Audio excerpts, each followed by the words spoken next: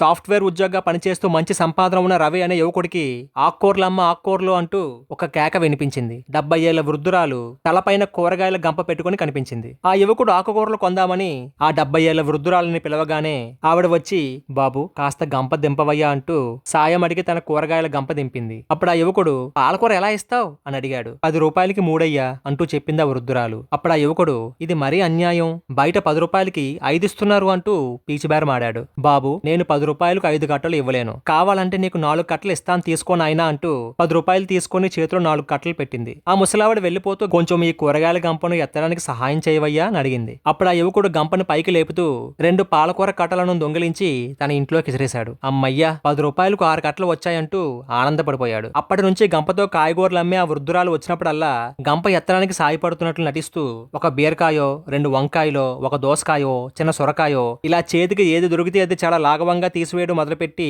మనసులో ఆనందపడసాగాడు. కొన్నాళ్ల తర్వాత ఎప్పట్లాగానే గంపను పైకెత్తుతూ 2 కొత్తిమీర కట్టలను దొంగిలించాడు ఆ యువకుడు. అంతలోనే ఎవరిదో ఏడుపు వినిపించింది. 8 ఏళ్ల అమ్మాయి పుస్తకాల సంచి మోస్తూ నన్ను స్కూల్ నుంచి పంపించేశారు అని ఏడుస్తూ వచ్చింది. అప్పుడు ఆ ముసలావిడ కంగారుగా, ఏడవకమ్మా నేనొచ్చి చెబుతాలే, రేపు నేను ఫీజు కడతానులే, ఇంటికి పోదాం పదా అని ఆ పాప కన్నీళ్లు తుడుస్తూ దగ్గరకు తీసుకుందా ముసలావిడ. ఇది చూస్తున్న యువకుడికి ఏమీ అర్థం కాలేదు. ఎవరీ పిల్ల అని అడిగాడా ముసలావుణ్ణి. ఇది నా మనవరాలు బాబు, ఆడపిల్ల పుట్టిందని నా అల్లుడు నా కూతుర్ని వదిలేసి వెళ్లిపోయాడు. చుట్టుపక్కల వారు సూటిపోటి మాటలు అంటుంటే తట్టుకోలేక నా కూతురు పురుగుల మందు తాగి చనిపోయింది. మా ఆయనకి 3 ఏళ్లు బట్టి పక్షవాతం వచ్చి మంచం మీద ఉన్నాడు. ఉన్న ఈ ఒక్కగాని ఒక్క నలుసును సాకడానికి చిల్లి గవ్వలేదయ్యా నా దగ్గర.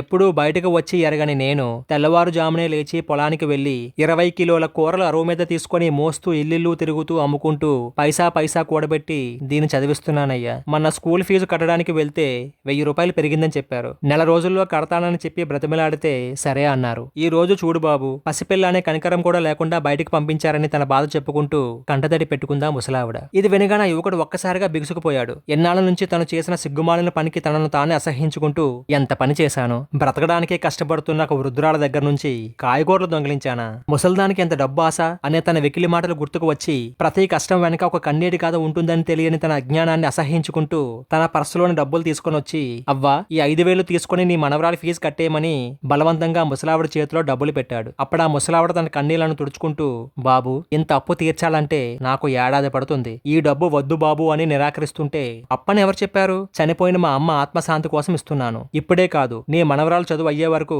నేనే ఫీజు కడతాను. రేపటి నుంచి రోజు నేను ఉన్నా లేకపోయినా 10 రూపాయలు ఆకుకూరలు ఇచ్చేసి వెళ్ళు అని చెప్పి గంప పైకెత్తాడా యువకుడు. మరునాడు ఉదయం ఆ యువకుడు నిద్రలేచి తలుపు తీశాడు. వాకిట్లో 6 ఆకుకూరల కట్టలు కనిపించాయి. నేను మాత్రమే బాగుండాలి అనుకోవడం స్వార్థం, అందరూ బాగుండాలి అనుకోవడం లోక కళ్యాణం.